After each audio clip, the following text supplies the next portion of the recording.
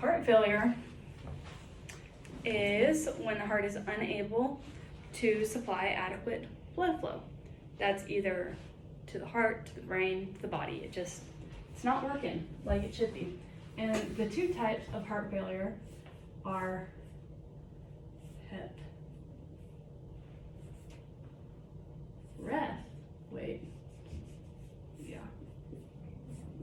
And HEP.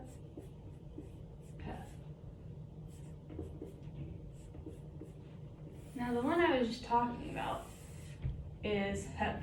So this is, HEF, ref, and HEF. Heart failure with preserved ejection. Can you still see that? Yeah. Fracture. Yes. Fracture. Heart failure with preserved ejection fracture. I think. Yes. Okay. I was right. I'm not crazy. Mostly. Alright. And this is heart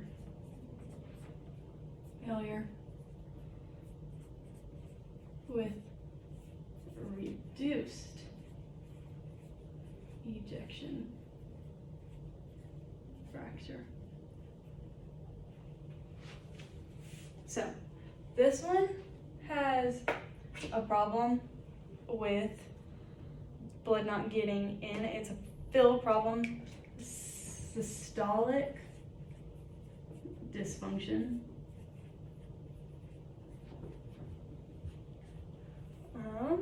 This one is diastolic dysfunction.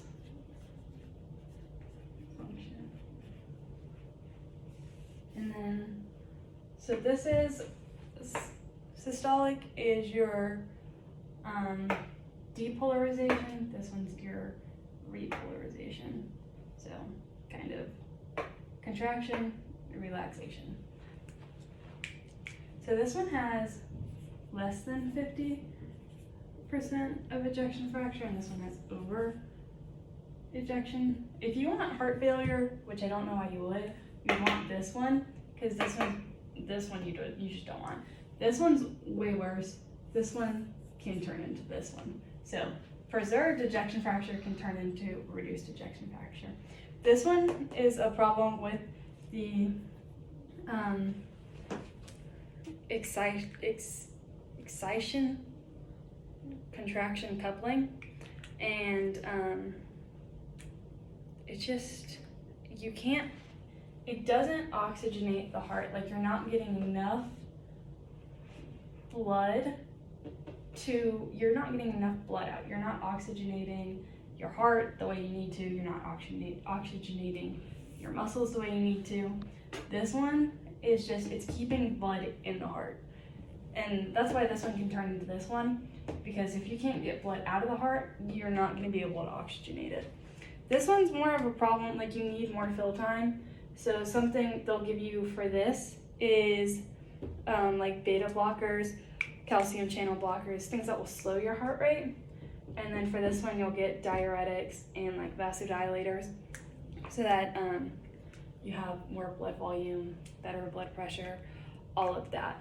Now for like the imaging of the heart, there's things you can do to look at this, which is primarily you can do like a CMR, you can do a PET scan, you can do an ultrasound, which is an echocardiogram for the heart.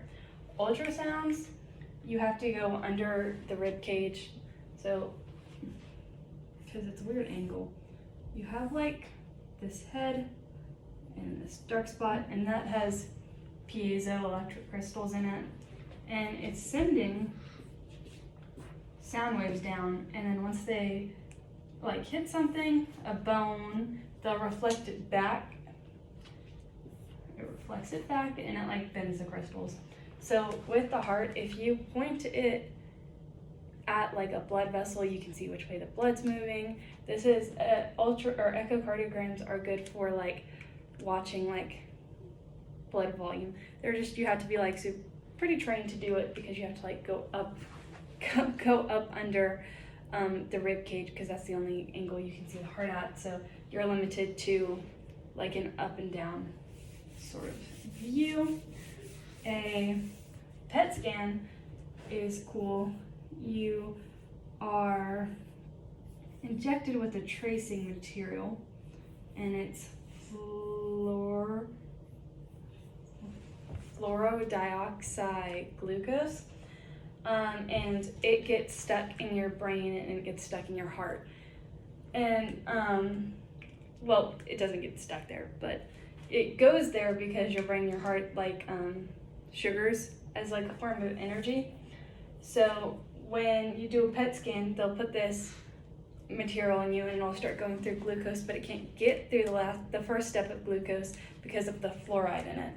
So then it's stuck where it is until it like kind of just like fades away, or like it's like taken out of your system.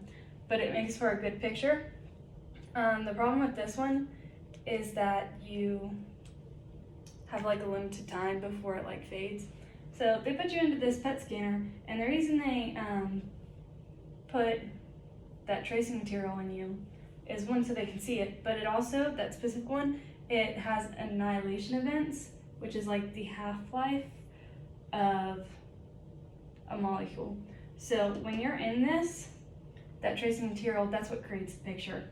It starts its annihilation events, and it'll hit these things and it'll light them both up at the same time, alternating ones. And then you know an annihilation event is occurring, and that's what the picture is, a bunch of annihilation events going on. So yeah, that one is good. This, when you do it on the heart, because they'll do this one for a lot of cancers, and it'll show up where it's not supposed to, because you can see it in the heart and you can see it in the head, but when it shows up other places, you shouldn't really, you know, it's not very good, because that means you have cancer. But where was I going with that?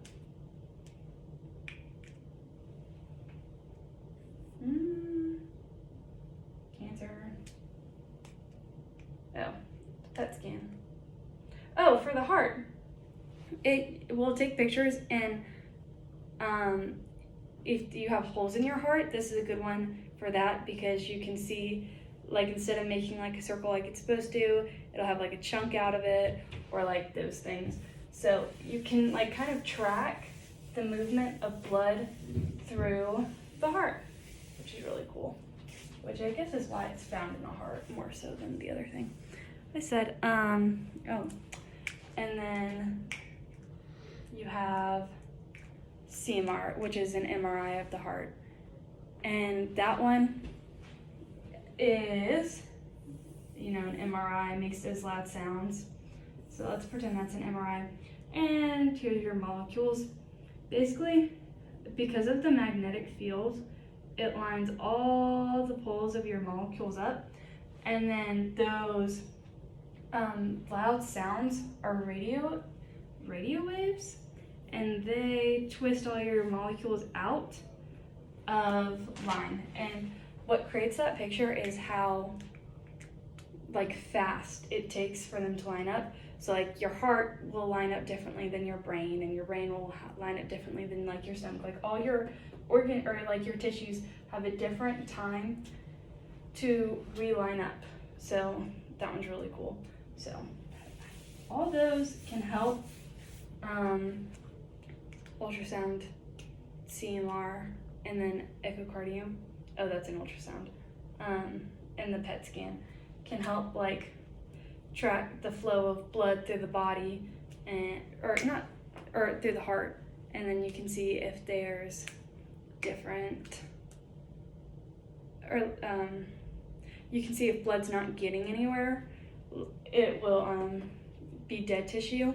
So that's what a PET scan is good for. And then CMR is good for like the MRI one. is good for, what is it?